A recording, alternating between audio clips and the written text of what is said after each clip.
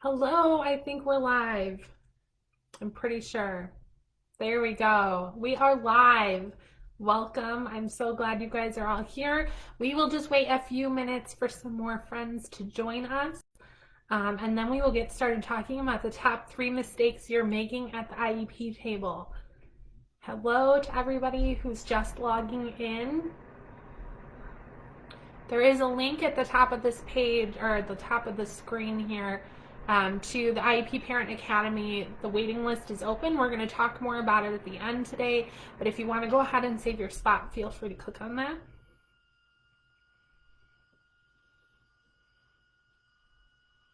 We're just going to wait a few minutes for everybody to join us.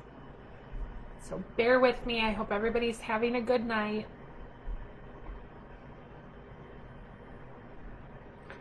All right, let's go ahead and get started. So welcome to the top 3 mistakes you're making at the IEP table. We have all been there. We've all made mistakes at the table. You're sitting in an IEP meeting. If you're anything like me, you're sitting there, you start talking, you open your mouth, and then you insert your foot and you say something you didn't really mean because you weren't prepared, or because you're emotional, or because you're overwhelmed, or because you just don't really know what to say. Anybody else ever feel like that? It's totally okay to own up to it over here in the comments. Raise your hand, tell me you felt like that so I know I'm not alone, but let's all face it. IEP meetings, they don't bring out the best in any of us. Teachers, admins, therapists, parents, we all have off days. We all get overly emotional. We're just not sure how to respond sometimes. So let's go ahead and talk about the mistakes that we're making and how you can play a more active role in positive and collaborative meetings for your child. So mistake number 1, you are not prepared. Now, this is more than just walking into the meeting with a binder. This is just as much on the school as it is on you, but you have to be prepared walking into the meeting. That means getting a draft copy of the IEP, the 504, the behavior intervention plan, any kind of evaluation data that the school has done ahead of time. Some states actually require that you get draft copies of everything. Like in state of Illinois, that's a requirement that they provide it 2-3 days prior. But if they don't provide it, make sure you're asking for it. This gives you the opportunity to read all of the things, read it all over, write down your questions, ask somebody for a second opinion, and remember that you're an equal IEP team member. So you need the same information as the rest of the team. Sometimes the school's going to come back to you and they're going to say something like, well, the IEP is a fluid document. We write it at the table as a team. And that is true. But realistically, teachers are busy people. They have multiple IEP meetings in one day sometimes. So they are preparing those IEP goals and those present levels and all of that prior to sitting down at the meeting as a draft. That doesn't mean that they're not going to change it at the meeting if you need to, but they're providing that to you as a draft.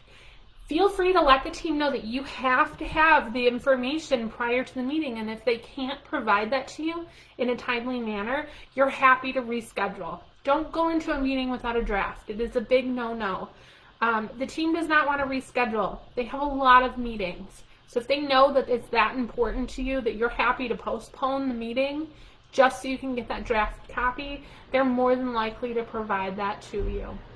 But please don't go to meetings without draft data or draft evaluations or draft IEPs. Everything can change once we get to the table, and that's fine, but that draft is really important for you so that you feel prepared at the table. Mistake number 2. You don't write a parent input statement. If you guys have been here for any amount of time, you've heard me preach to you about parent input statement. But this is your turn to be the expert. And I'm willing to bet that many of you don't know that this is a part of the IEP unless you've been around for a while. I didn't know for years, and mine was blank. Completely blank in the IEP, no parent input, which obviously, I'm not a person that lacks the ability to talk about how I'm feeling. So let me tell you, when I say that there was always a lot of parent input, I talk a lot.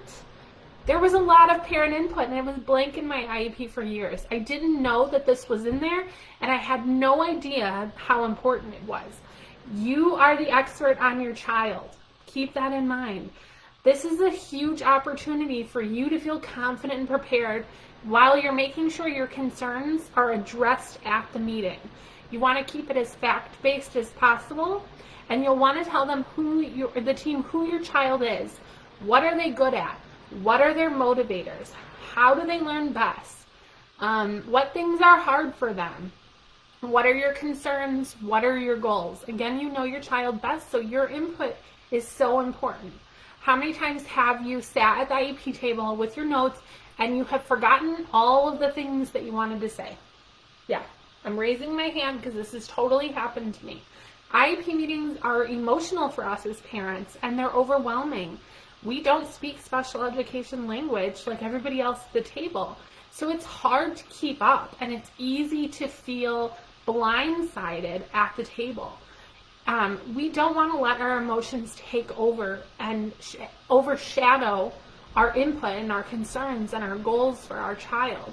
So after you write it all down, you're able to read that at the meeting, email it to the school, and say, this is my parent input, please add it to the IEP. So also an important thing for you guys to know, this statement becomes a part of a legal document. The IEP is a legal document. Anybody who sees this IEP is going to know what your thoughts, your goals, and your concerns are for your child. It's important that you add that to your IEP. Also, whenever you write down those concerns, they have to be discussed at the meeting, or else the school isn't doing their responsibility to provide you equal IEP team membership. They have to discuss those concerns at the meeting and make sure that you're comfortable with moving forward, or that they've been addressed at the meeting. Stephanie says, is the parent input the concern section? So sometimes it will say parent concerns, sometimes it will say parent vision statement, sometimes it will say parent input, but yes, that is the section. And I'm glad you're writing it now, Stephanie. Mistake number 3, you feel forced into making a decision the day of the meeting. I sit in meetings all the time that are like this. The team is proposing a change, and the parents either disagree with it or they feel unsure, like they're just not confident that the change is the right change. If you disagree with changes being made, or you feel unsure, you have the right to table the meeting, so to stop the meeting and reschedule for a future time. Not all decisions need to be made in one meeting.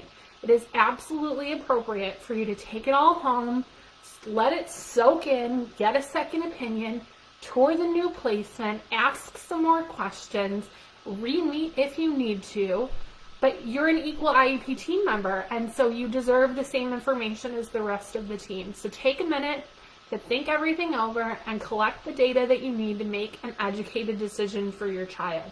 Do not feel pressured into signing anything or agreeing to the IEP. Legally, under federal law, you have 10 days to agree or disagree in writing to the IEP, so do not feel pressured to make a decision in the moment. One of the strategies that I offer parents sometimes when we aren't necessarily feeling confident about changes that are being made, or maybe we're asking for something that the team isn't feeling confident about, we can always ask to take data on it as a trial basis and then meet again in 4 to 6 weeks to determine if it's an appropriate change or not. It does become part of the IEP, but you add it to the notes that you're going to meet again in 4 to 6 weeks to discuss if it's appropriate or not. Samantha says the parent concern section, you should give input to all sections though. Absolutely, you should be giving input in all sections, 100%. But the parent input section, so when you're sitting in the meeting and you have the social worker and you have the speech therapist and the occupational therapist and the special education teacher, everybody goes around and they give their input, and it's added to present levels of performance. All of that, everybody gets their turn to be the expert on what they know about your child. The parent input is your turn to be the expert. That doesn't mean you don't provide input in every other section of the IEP. You absolutely provide input throughout the IEP. But this is your turn to put down what you know about your child and be the expert just like everybody else. Stephanie says they wouldn't discuss it. Thank you. They should absolutely be discussing parent input at the meeting.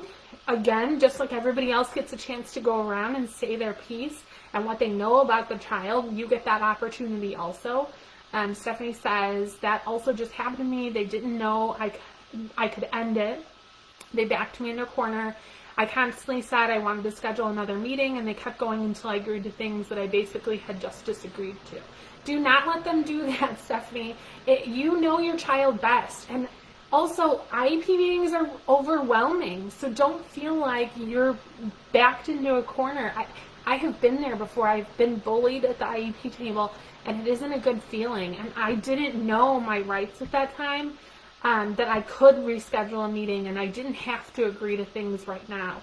I remember sitting in a meeting one time with an admin who said, nope, you have to make a decision right now. We're not leaving this room until you make a decision.